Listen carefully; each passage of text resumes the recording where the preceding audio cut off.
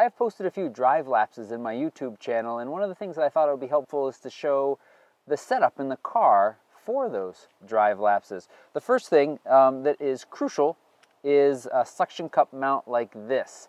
Now, I have been using the single suction cup mount, but they also sell a double. If I was going to buy again, I would probably get the double.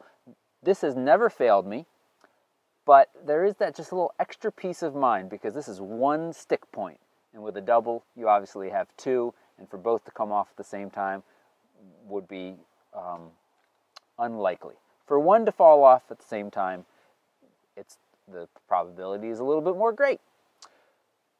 But this single has been very, very solid, and it works well. So what you do is you screw, obviously, the camera onto the bottom here. Now, I tell you, the T4i is a very nice camera to do drive lapses with. I have used this to hold my 5D Mark III, and that's a bigger, heavier camera with a big, heavy lens, and it still has done a good job. Links for all this stuff to buy will be down below, of course. You want to get that in nice and tight.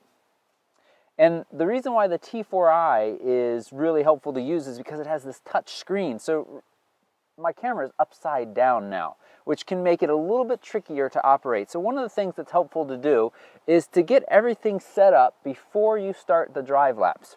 Before you mount the camera. So choose your exposure, see my other tips on choosing exposures and things of that sort. Drive lapses can be a little different. You're going to have a lot more variable conditions as you're driving along, in shade, out of shade. So there's a lot of different ways you can set that up, and I'll talk about that in subsequent videos. But when you get it all happy in the way you want, you simply push the button, stick it onto the windshield, and lock it down. And now it is on there solid. And as I've said, 5D Mark III I've used, T4i, I've gone over bumpy back roads in Vermont. It all works just fine, and it sits there. Now, you need something to trigger the camera every X seconds or X distance. That is where I love, and if you've watched other videos, you've certainly heard me mention this, the Triggertrap app that can run on your smartphone or tablet. Has both obviously an intervalometer. You could also use just the kind of simple intervalometers. I've talked about those in other videos as well. Links to those should be popping up as I'm talking.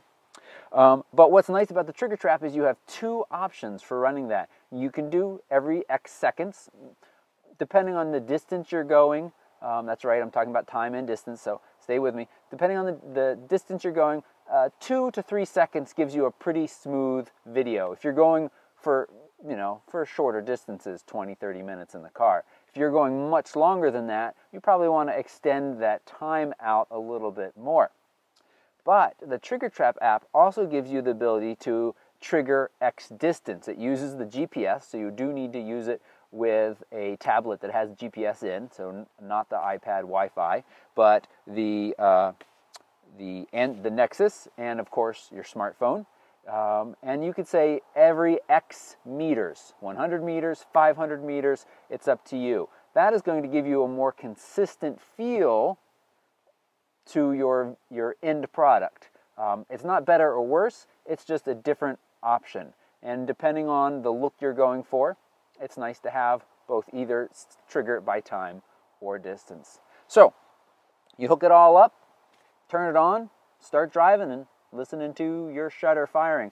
I'm going to throw up a quick video from my phone when I was doing a side-by-side of a drive lapse triggered by distance and a drive lapse triggered by time, and I'll have those videos up and linked soon as well.